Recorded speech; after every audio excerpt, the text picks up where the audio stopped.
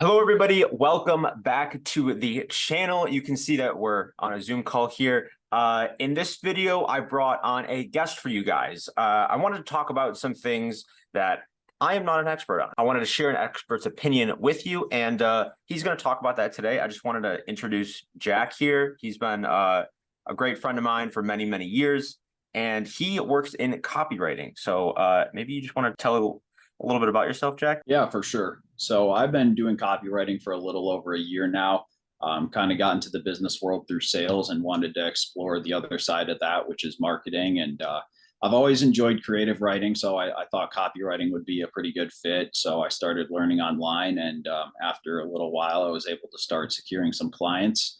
And ever since then, I've just been focused on trying to provide as much value as possible to them, help boost their conversion rates, and really get their audiences addicted to their content. Could you give us a couple examples of clients you're currently with? Yeah. I mean, just as a disclaimer, I don't know, how many of them are going to be comfortable calling them out, but Okay, yeah, just industry, like industry. yeah, for sure. Yeah. So, my day job is in the CPG industry, which stands for consumer packaged goods. So my first client I found was in that industry, so natural food and beverage. So I began working in there, which was really nice because I was already well connected in that industry. I understood it fairly well. I understood the market. I also started working with another friend who's really good with search engine optimization tools.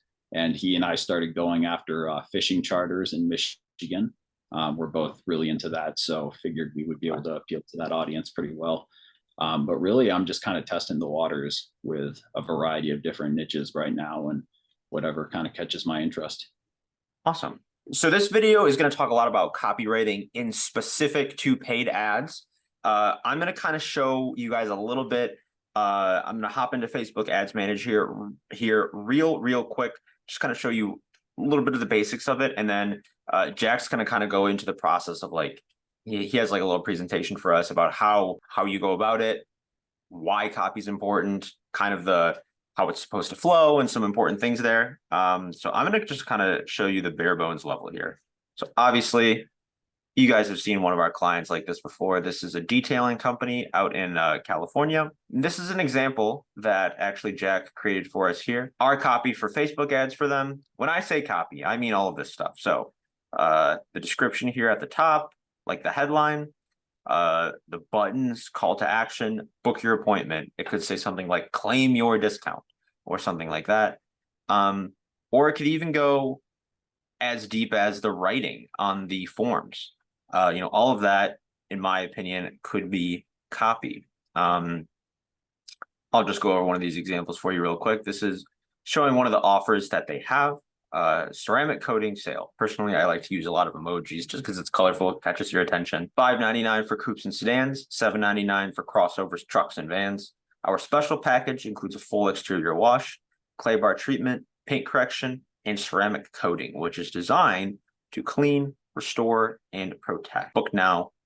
Obviously, that kind of call to action there. This is something that I created, probably not as good as whatever Jack's going to show you guys right now, but that's just something that I personally came up with. All right, awesome. Yeah, so if you want to take it away for us here. Sure.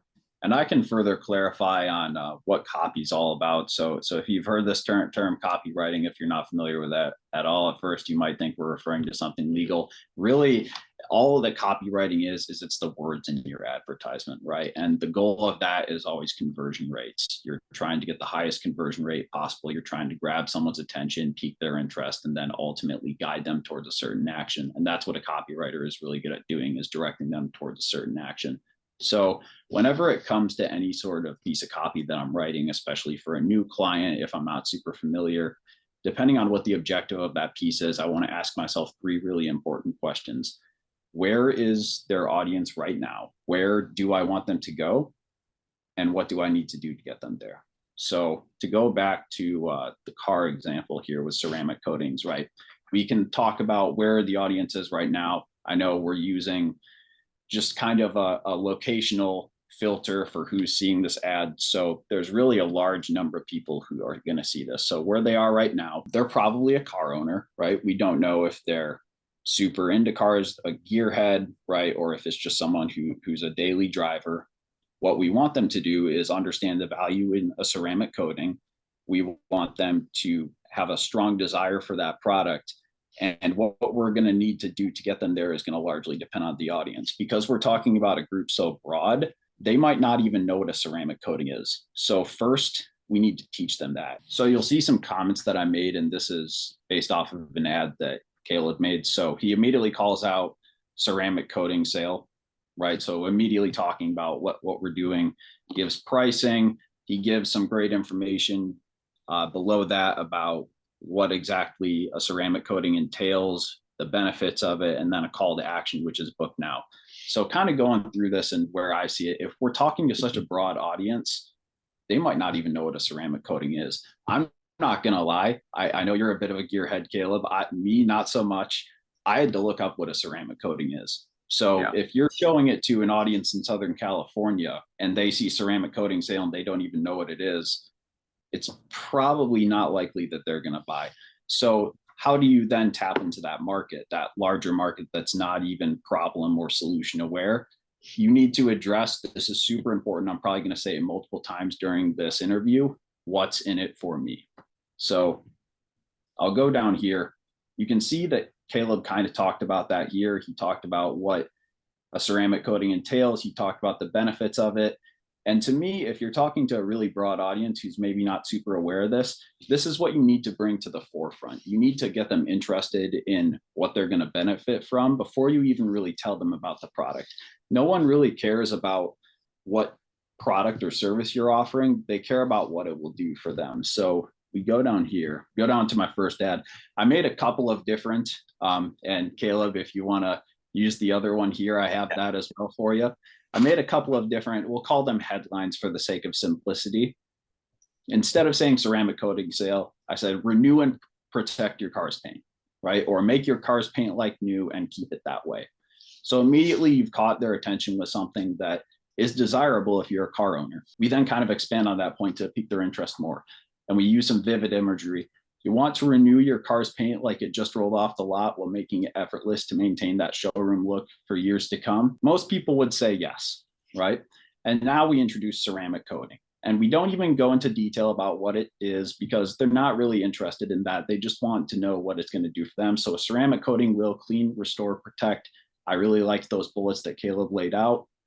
And we talked about adding some urgency because we want them to take action immediately. And granted, I don't know if this is true, so maybe you can tell me whether it is or not.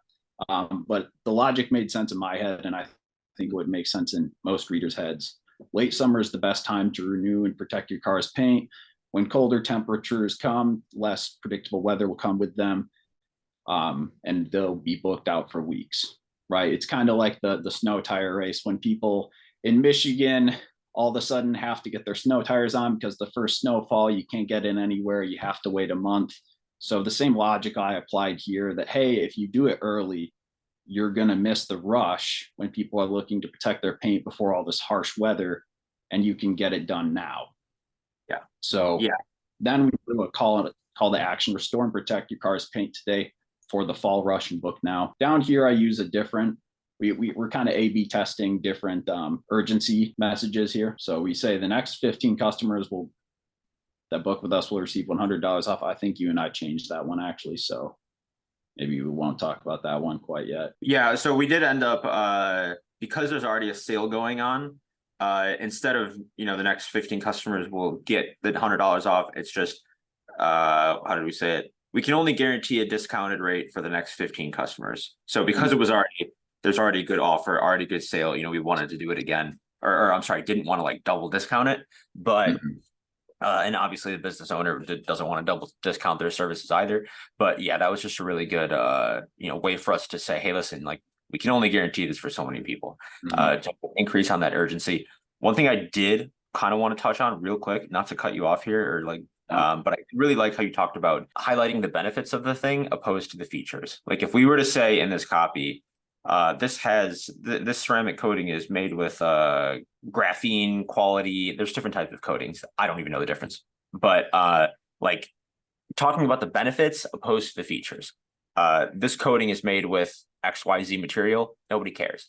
This coating protects your investment that you spent all this money on. now we're talking, that's 100%. that's the benefit of using it. They don't really care about the features. They just care about the benefit. Like this camera that I'm filming this video on right now, it has 4K quality, blah, blah, blah, all this other stuff that I don't even understand.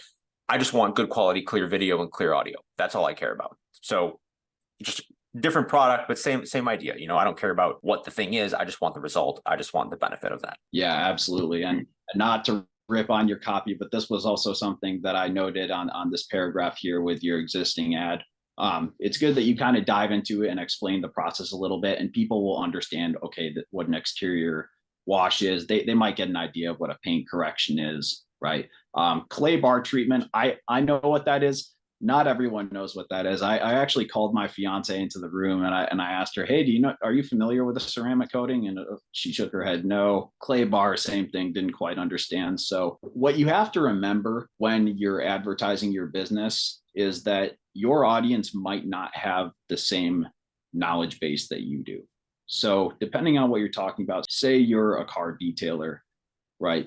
They might not understand. They might know about buffing the car, shampooing the car. They might not necessarily understand about clay barring the car and how that removes imperfections in the paint and tiny dust microbes and protects it. If you're talking about painting, they might not understand different levels of protection, oil-based, water-based, different sheens, that kind of thing. So you need to really put yourself in the shoes of who you're talking to and understand, okay, what's their knowledge base and how can I go about advertising my product or service from there? Depending on what you're doing, you can include pricing. If you're, say, running some sort of sale, it doesn't always hurt to include pricing.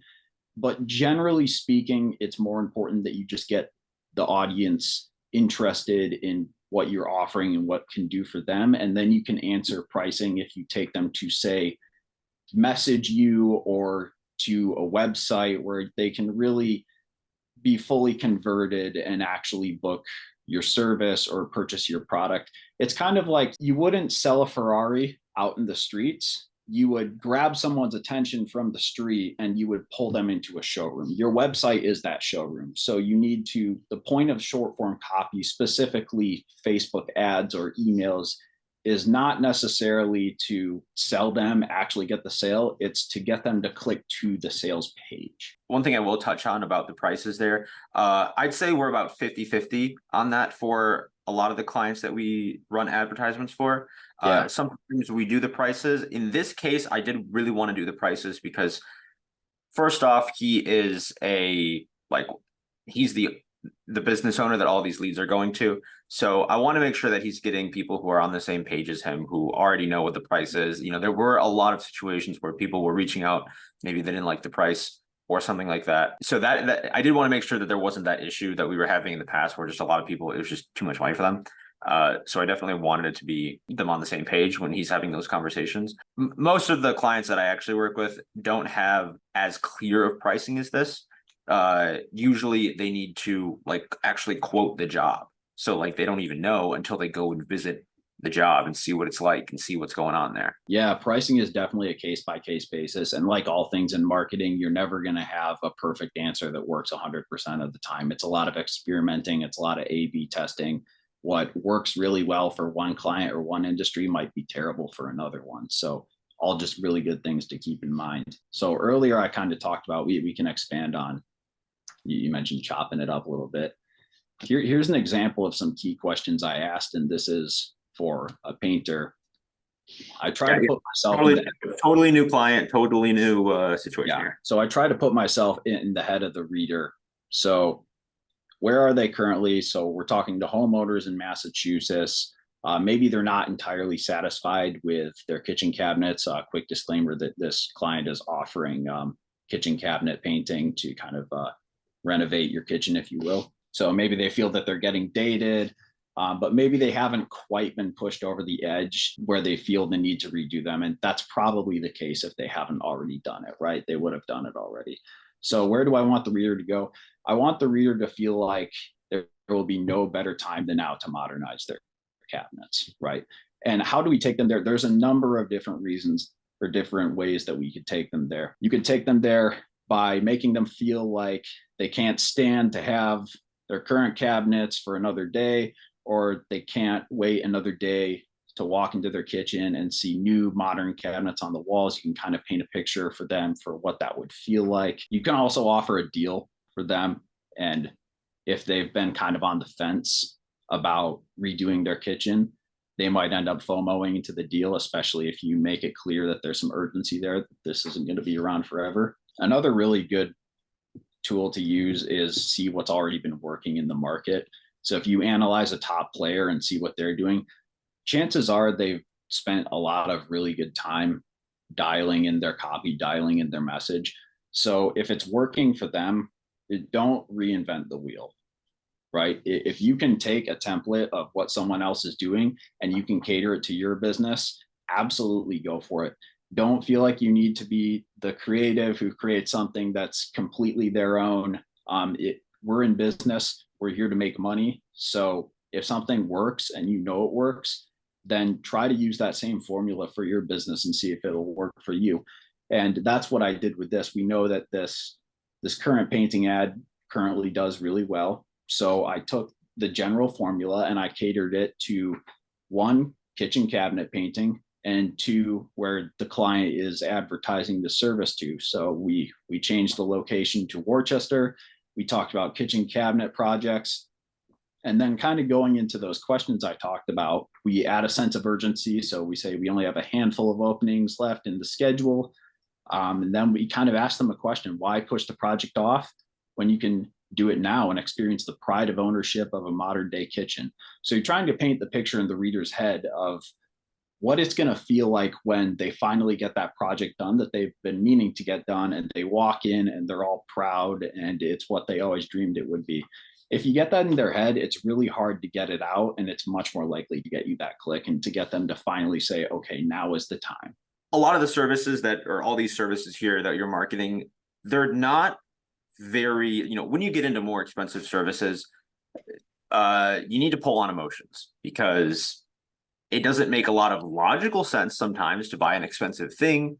But that's where the emotions really come into play, and talking about how it will feel, how it will make you feel. Well, we can go into, I know you talked about me pulling up some ad examples that I kind of have on my own that I think is a terrible ad, an okay ad, and a good ad. So I do have those That would be awesome. Yeah. Definitely, let's do it. If they're looking to write their own copy, something I highly recommend you do is create a swipe file. And what that means is that essentially, as you're going about your day, maybe you're scrolling through social media, you see an ad that stands out to you, or maybe even an ad that's horrible, just save it. Just start building a library of these. And while you're trying to write your ads, maybe you get stuck. You might be able to look at these for inspiration, or you can look at back them later. Something I do as a professional copywriter is I review copy every day. I break down what's good about it, what could be improved, what I would do, and what I see the reader doing to try to get that click. Mm-hmm. So I've kind of pulled 3 examples that are from my own swipe file. I scroll through Instagram for maybe half an hour a day before bed, and I kind of save ads as I find them. So we're starting off right here with what, in my opinion, is not a good ad at all, right? And the reason for that is, take a look at it and tell me what this is. I don't know what that is. It looks like broccoli. Maybe. Exactly. So and broccoli speaker. I don't know. Exactly. This is exactly what I thought when I saw this. I actually saw this last night and thought it would be a great example to show for here. So something you'll see, and it's more prevalent in certain industries than others. Like this is in e-com, and you see it a lot there. You see it a lot in one of my top niches, which is CPG, where copy has to be really minimal and really punchy. And that's good to do because attention spans are at an all-time low, but also you can take it to a point where it's too far. You need to create the movie trailer effect in the reader's head, right? If you don't give them all the answers, it creates curiosity, but it doesn't create curiosity if they can't even start to put a puzzle together. If you think about a good movie trailer, and what it does is it puts a lot of different pieces of the puzzle together. It gives you a really specific idea of what you're going to see in that movie, but it doesn't by any means give you the complete picture. It gives you unresolved things. It gives you ideas of what the protagonists might encounter. And as a result, you really want to go watch that movie. You have to do the same thing with your copy. So the issue I see with this ad is that sure, it doesn't tell me what it is, but I don't even have enough context to start guessing what's going on here. I think after a while of looking at it, maybe it's an air purifier if we're comparing it to thousands of houseplants, but your guess is as good as mine. The reality Yeah. is I didn't click on it, and neither will you probably. So going over here, this is what I think of as an okay ad. And the reason it's okay is because, and I can see it on your face right now, you're kind of wondering, what is this? What are we looking at here? And they Yeah. do that with the image. So, and copy is words, right? But I think in a way you can use the same principles with your images. So if you can use an image that disrupts or creates curiosity, like this guy's got tape on his mouth. What's that about, right? It says hostage tape. What are we talking about? And then we see a very minimal description, kiss, tossing and turning goodbye with this sleep hack. So now we have something that disrupted you, guy with tape on his face. You have a quick, what we would call a copywriting curiosity bullet or fascination that kind of gives us an idea of, again, what's in it for me, which is you're going to get a better night's sleep. So you're starting to form a bit of a specific picture in your head, but you don't quite understand what it is. That person is more likely, because they have just enough information to get an idea, but not enough to fully understand, to click and want to learn more. In fact, that's probably the first thing I would change about this ad. Instead of saying shop now, I would say learn more, because that's what you would want to do after seeing it. Yeah.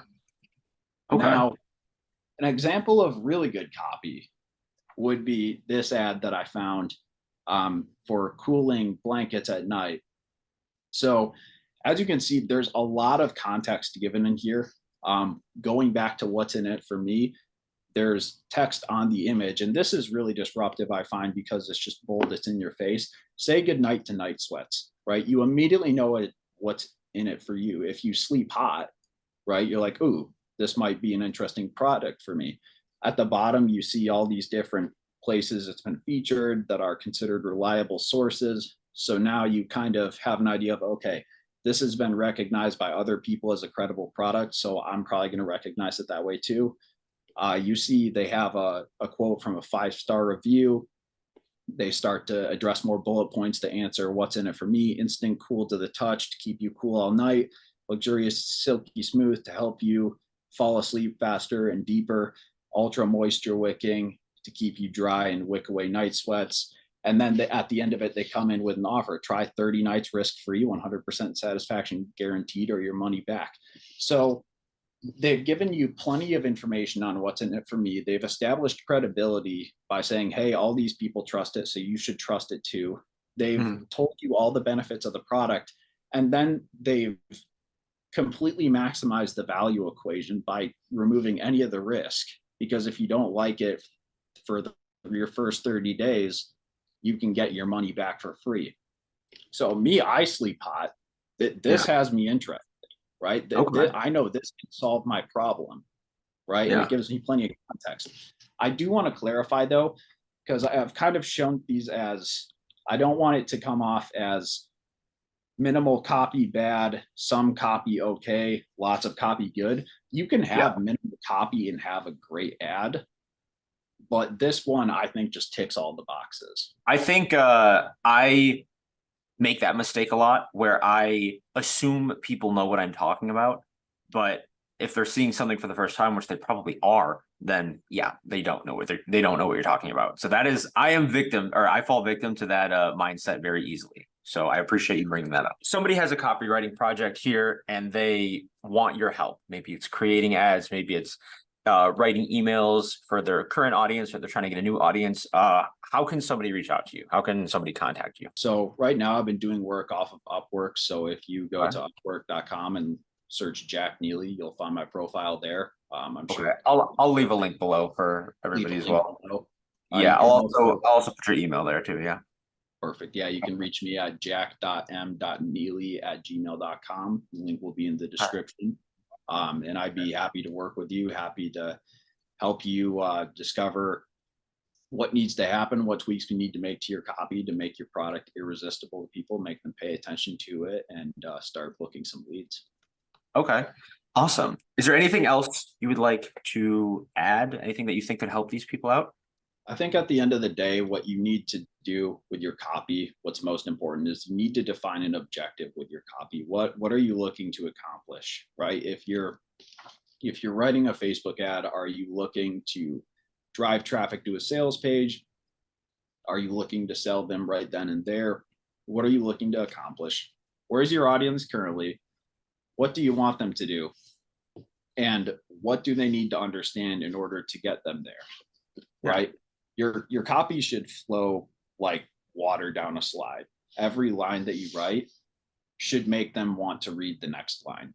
And it should flow logically until you bring them to the call to action and have them do whatever you want them to do. If you keep those things in mind, I guarantee you're going to write copy that's 10 times better than what's out there. All right, guys, I hope this video provided you with some value today. Thank you very much, Jack, for giving us some insight, and myself included. I definitely learned some stuff here.